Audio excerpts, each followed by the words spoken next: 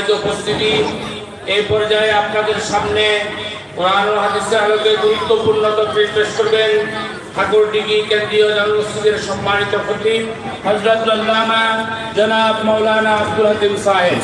জনাব মাওলানা আব্দুল হাকিম সাহেব।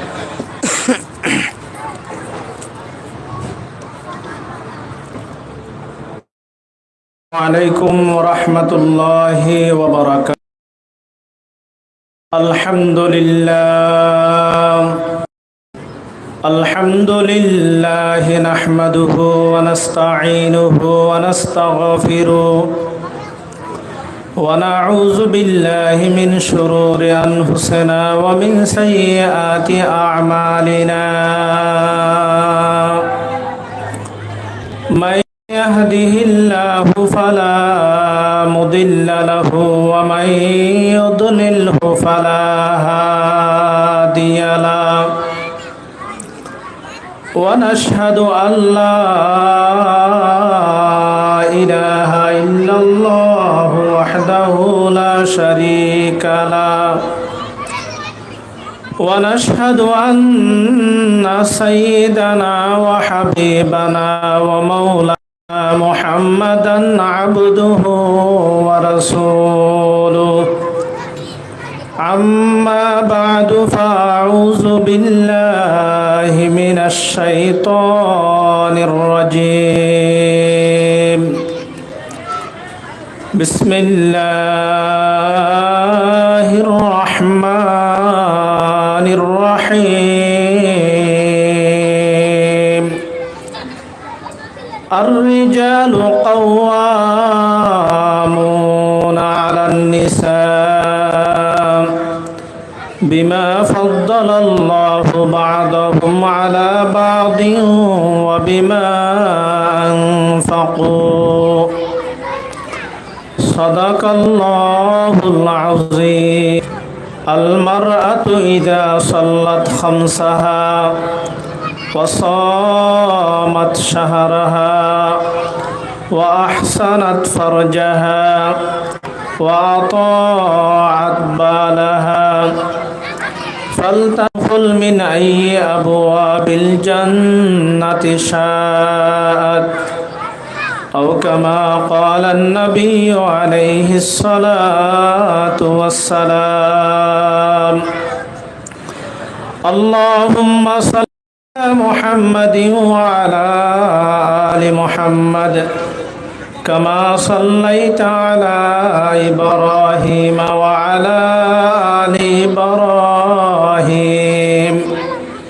إنك حميد مجيد.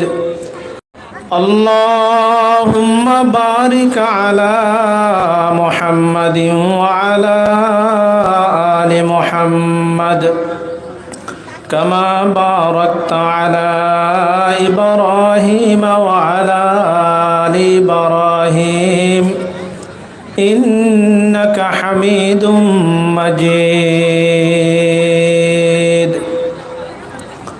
الحمد لله ثم الحمد لله. ঐতিহ্যবাহী ঠাকুরডিঘি ইসলামী শিক্ষা কেন্দ্র কর্তৃক আয়োজিত আজকের বিশাল ইসলাহি সম্মেলন দস্তরবন্দি মাহফিলের সম্মানিত সভাপতি মুআজ্জাজ মুকাররম হযরত উলামায়ে কেরাম, পর্দার অন্তরালে বসা সম্মানিত আমার মা ও বোনেরা, আমার সামনে তোলাবা, আল্লাহ সুবহানাহু ওয়া তাআলার দরবারে লাখো কোটি শুকরিয়া আদায় করছি যে মহান রব্বুল আলামিন আমাদেরকে দ্বীনের পরিবেশে, জান্নাতের পরিবেশে উম্মতের উলামায়ে কেরামের জবান থেকে গুরুত্বপূর্ণ নসিহত আমাদেরকে শ্রবণ করার তৌফিক দান করেছেন। এজন্য আমরা প্রত্যেকে কালিমাত শুকর আদায় করি আলহামদুলিল্লাহ। আমাকে নির্দিষ্ট একটি বিষয় আলোচনা করার জন্য বলা হয়েছে। নারীর পর্দা এবং মহিলাদের আমল সম্পর্কে আলোচনা করা। অত্যন্ত সংক্ষিপ্ত সময়ে আমার উল্লেখিত বিষয়ের উপর দুই একটি কথা বলার চেষ্টা করব ইনশাআল্লাহ। আসলে তো আমি তো আপনাদের সকলের পরিচিত, আমার ওয়াজ তো আপনারা সকলে সব সময় শুনেন, প্রতি জুমাতে শুনেন। বাহিরের মেহমান যারা আসবেন ওনাদের জবান থেকে আপনারা গুরুত্বপূর্ণ নসিহত শ্রবণ করবেন।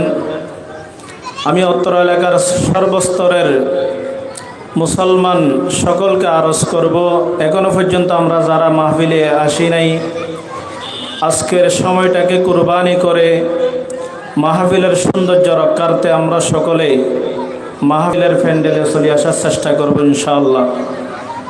সম্মানিত হাজির, আল্লাহ তাআলা বান্দাবান্দিকে সৃষ্টি করার পরে ইসলাম পুরুষের চাইতে মহিলারা ধর্ম পালন করা আল্লাহ তাআলা সহজ করে দিয়েছেন, আসান করে দিয়েছেন। একজন মহিলা যদি ইসলামে পুরুষের তুলনায় মহিলাদের মর্যাদা বেশি, নারীর মর্যাদা বেশি। রসুল করিম সাল্লাল্লাহু আলাইহি ওয়াসাল্লাম নারীদের অধিকার নয় অগ্র অধিকার প্রতিষ্ঠিত করেছেন। আলহামদুলিল্লাহ, ইসলাম আসার আগে মেয়েদের জীবিত থাকার অধিকার ছিল না।